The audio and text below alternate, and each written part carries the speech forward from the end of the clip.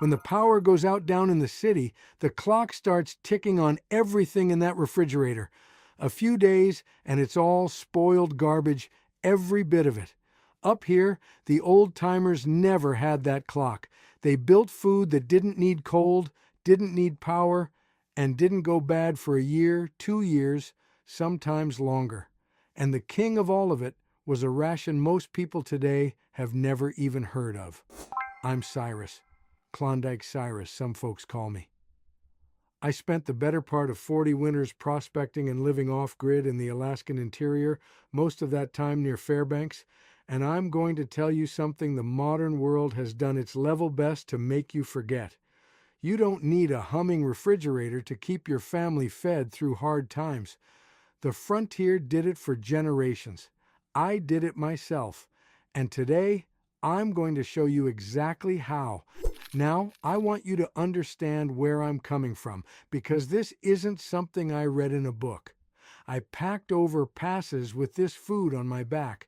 I ate it when the nearest store was so far away, it might as well have been on the moon. The old sourdoughs, the men who worked this country before me, they taught me most of what I know about putting up grub. Some of those men had been at it since their fathers showed them.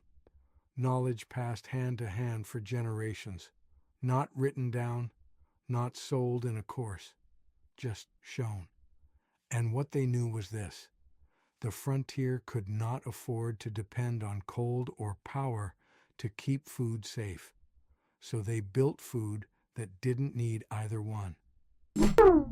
You think about your situation right now, your food security runs through a chain. The grocery store, the truck that stocked it, the power keeping that stores coolers cold, and the power keeping your own fridge running. Any one link in that chain snaps, and you're eating through what's on your pantry shelf until it runs out. The old timers didn't have a chain like that. They had a shelf. And on that shelf sat food that would outlast the worst winter, the longest storm, and many a crisis that would have cleaned a modern kitchen out in 3 days flat. That's what I want to give you back today, that knowledge, that shelf. Let's start with the king of it all, and then I'll walk you through the rest. Pemmican. That is the word.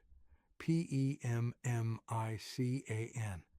If you've never heard it, that's exactly the problem I'm here to fix. Pemmican is the most calorie-dense, shelf-stable survival food ever devised by a human being, and the Klondike Gold Rush ran on it. The stampeders packed it, the scouts packed it, the mountain men packed it before them, and the native peoples of this continent had been making it for centuries before any of those men came along. It kept all of them alive. Here is what it is. Nothing but lean meat, dried until it's hard as a board, pounded to a coarse powder, and mixed roughly half and half by weight with clean rendered fat. That's it. No salt required, though most folks add it. No canning, no jars, no pressure cooker, no refrigeration. Press it into cakes or pack it tight, let it set, and you put it on a shelf. It will sit there for years. Some accounts say 5 years or more when it's made right and stored cool and dark. And the calorie density on a cake of good pemmican is extraordinary. Traditional beef and tallow pemmican runs right around 668 calories per 100 grams. That is nearly 3 times what you'd get from the same weight of cooked rice. In the cold, when your body is burning fuel just to stay warm, that number matters more than you can imagine. I want to walk you through making it, step by step, the way the old sourdoughs would have laid it out for a greenhorn. Start with lean meat. Beef works fine. Moose or caribou is what I used most of my life. You want the leanest cut you can get, because fat that's mixed into the muscle before drying will turn rancid on you. Slice it thin, 1/8 of an inch or so, against the grain, and dry it low and slow. If you have a dehydrator, use it. If you're using an oven, go as low as it will run and leave the door cracked. You can hang strips over a low fire or in a dry breeze the way it was done for centuries. However you do it, the target is the same. That meat has to dry until it is brittle. It should snap clean when you bend it, like a dry cracker. Not bend, not feel leathery. Snap. That is your test. If it bends, it still holds moisture, and moisture is the enemy. Moisture is what lets dangerous spoilage take hold. When in doubt, dry it longer. Always longer. Now I'll tell you one thing the old-timers did I feel that modern food science backs up. The USDA recommends bringing meat up to an internal temperature of 160 degrees Fahrenheit before or during the drying process to make it safe. You can do that by finishing the dried strips in an oven at that temperature for a few minutes, or by using a marinade and heat treatment before you start drying. If you're new to drying meat, and you're planning to rely on this to feed your family, learn those safe temperatures first. The frontier was disciplined about this in its own way. The sourdoughs knew that improperly dried meat would kill you just as sure as the cold. Be that disciplined. Once the meat is brittle dry, pound it. The old way was a flat rock and a harder rock, or a wooden mallet. Today, a food processor will do the same job in 30 seconds. You want a coarse, dry powder, not flour fine, just broken up well. Now render your fat. You want beef tallow or sweat, or whatever clean fat you have.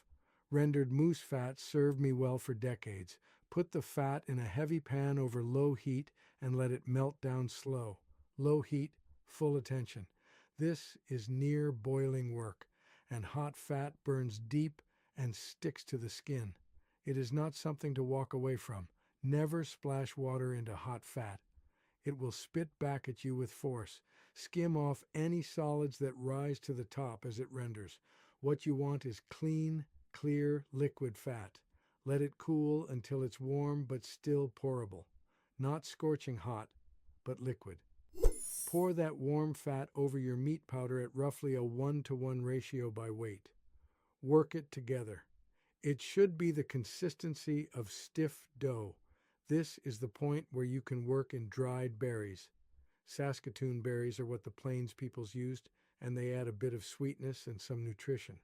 Dried cranberries work. Dried blueberries work. It's not required, but it's good. Press the mixture into a pan or shape it into cakes. Let it set firm and cool completely. Wrap it in cloth, store it in a sealed tin, or pack it in a cash box somewhere cool, dark, and dry. A root cellar is ideal. A cool corner of a cabin works. What you want to avoid is light, heat, and moisture, because the one enemy that will finally ruin good pemmican is the fat going rancid. Properly made pemmican smells clean and faintly nutty. If it ever smells sour, off, or sharp, trust your nose and throw it out. Your nose was the only quality inspector the old-timers had, and it served them well. Now, pemmican didn't stand alone on the frontier. When the stampeders went over the Chilkoot Pass in the late 1890s, heading for the Klondike Gold Fields, the Northwest Mounted Police stood at the top of that pass and turned back any man who hadn't packed enough supplies to last a year. Close to a ton of goods, roughly 1,150 pounds per man, was what they required. The authorities had seen too many men go in light and starve before spring, and they weren't going to let that happen on their watch. Think about that for a moment. A ton of food, per man, carried over a mountain pass, by hand, in relays, in the dead of winter. Every ounce of that food had to meet one test. Will it keep without refrigeration? That meant pemmican made the list, but it also meant hardtack, that hard, dry biscuit that's nothing but flour and water baked until it's rock solid and every drop of moisture is gone. Hardtack is so shelf-stable that during the Civil War, Union troops were reportedly issued hardtack that had been baked for the Army during the Mexican-American War 15 years earlier. 15 years on a shelf, still being eaten. It was hard enough to chip a tooth and the men hated it, but it didn't spoil. That was the point. The Chilkoot ration list also ran to salt pork and salt-cured meat, dried beans, parched cornmeal, and dried or smoked fish. Salting meat pulls the moisture out and creates an environment where spoilage can't get a foothold. Drying does the same. Smoking adds another layer. The compounds in smoke have properties that resist mold and bacteria. These methods weren't just tradition, they were hard science, discovered by necessity and refined over generations of people who paid with their lives when they got it wrong. Which brings me to why this works in plain terms.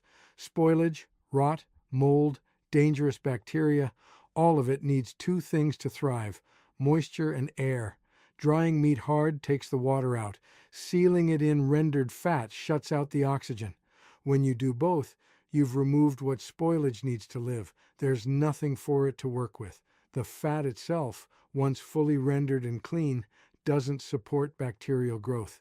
The meat inside that fat seal is in about as protected a state as food can be without refrigeration. That's the whole trick. The old sourdoughs didn't know those words: moisture, oxygen, bacteria, but they knew exactly what to do, because anyone who got it wrong learned fast and hard.